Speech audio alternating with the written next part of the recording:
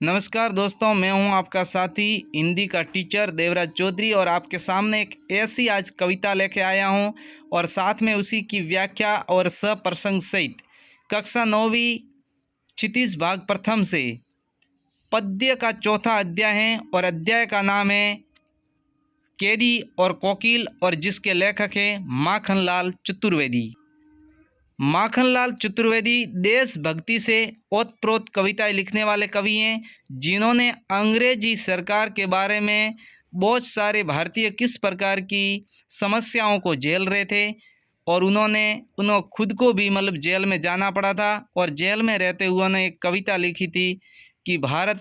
किस प्रकार की समस्याओं से जूझ रहा है, अंग्रेज किस प्रकार के अत्याचार कर रहा है, ब्रिटेन है वो किस प्रकार भारतीय लोगों पर अत्याचार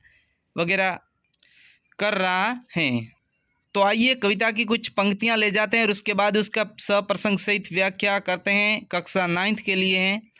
ऊंची काली दीवारों के घेरे में, डाकू चोरों बटमारों के डेरे में, जीने को देते नहीं पेट भर खाना, मरने भी देते नहीं तड़प रह जाना, जीवन भर अब दिन रात कहड़ा पहरा है, शासन है या तम का प्रभाव गहरा है, हिम कर निराश कर चला रात भी काली, इस समय काली मई जगी क्यों तो आली। कितनी शानदार कविता लिखी है। तो इसका प्रसंग होगा कि प्रस्तुत कविता हमारी पाठ्य पुस्तक हिंदी के क्षितिज भाग प्रथम से कवि माखनलाल चतुर्वेदी द्वारा रचित कैदी और कोकिल से ली गई है।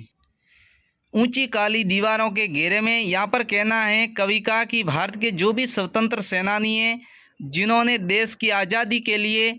कुछ आंदोलन वगैरह किए होंगे, उसको जेल में भेज दिए गए हैं और वो ये सोच रहे हैं कि हमें ऊंची काली और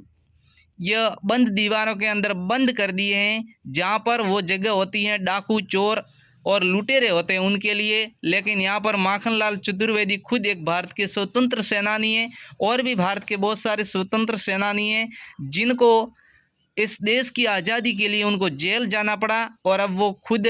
डाकू चोरों और बटमारों के डेरे में यानी उनके साथ अपना जीवन बिताते और किस प्रकार उस काली जेल में क्या किस प्रकार खाना दिया जाता है, किस प्रकार का जीवन होता है, उसके बारे में विवरण किया है कि कवि कहता है कि जीने को देते नहीं पेट भर खाना, यानी जब जेल में कोई भी वहाँ रहता है तो उसको पेट भर भी खाना नहीं मिलता है और इतना कम भी नहीं मिलता है कि वो उसके बिना मर जाए, और मरने भी नहीं देते हैं, केवल वहाँ तड़पते ही रह जाते हैं। इस प्रकार ये अंग्रेजों का अत्याचार भारतीयों के साथ बहुत सारा हो रहा था। और जिस प्रकार जो भी अंदर कैदी होते हैं उनके ऊपर कवि कहता है कि जो भारत की स्वतंत्र सेनानी है उसके ऊपर कड़ी निगरानी रखी जाती है, दिन और रात उसके ऊपर पहरा रखा जाता है और फिर कहा जाता है कि वास्तव में ये कोई सरकार है या शासन है या कुछ अत्याचार वगैरह कर रहे हैं, ये किस प्रकार की सरकार है जो एक स्वतंत्र सेनानी को भी इस डाकुओं चोर और बटमारों के डेरे में डाल दिया और किस प्रकार की यातनाएं पीड़ाई दी जा रही हैं। फिर कहा गया है कि हिम कर निराश कर चला रात भी काली, और इसी प्रकार यह रात को चंद्रमा भी गायब दिखता है, उसको चारों तरफ अंधेरा ही दिखाई देता है। इस प्रकार का काल कोठरी में उसको बंद कर दिया गया है। अर्थात कहा गया है कि जीवन के जो भी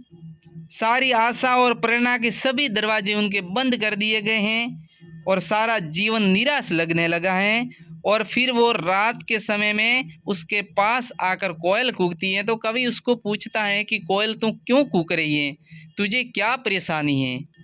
लीजिए इस बार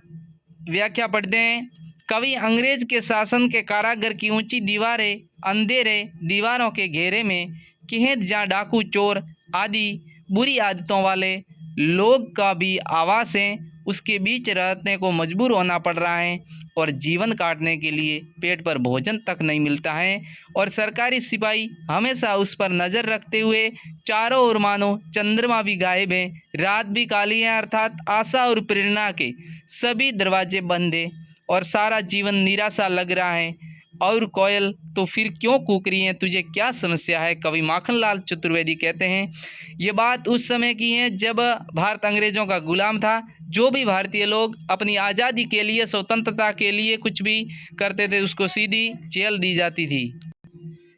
ये कैदी और कोकिल कविता के माखनलाल चतुर्वेदी इसके लेखक हैं और ये इसका दूसरा पद था। तो दूसरा पद आप भी आसानी से अपने एग्ज़ाम की तैयारी कर सकते हैं इस प्रकार लिखकर। बहुत ही सरल भाषा में मैंने आपको समझाया है, लिखवाया भी है, आसान से अपने अच्छे नंबर पा सकते हैं। बहुत बहुत धन्यवाद।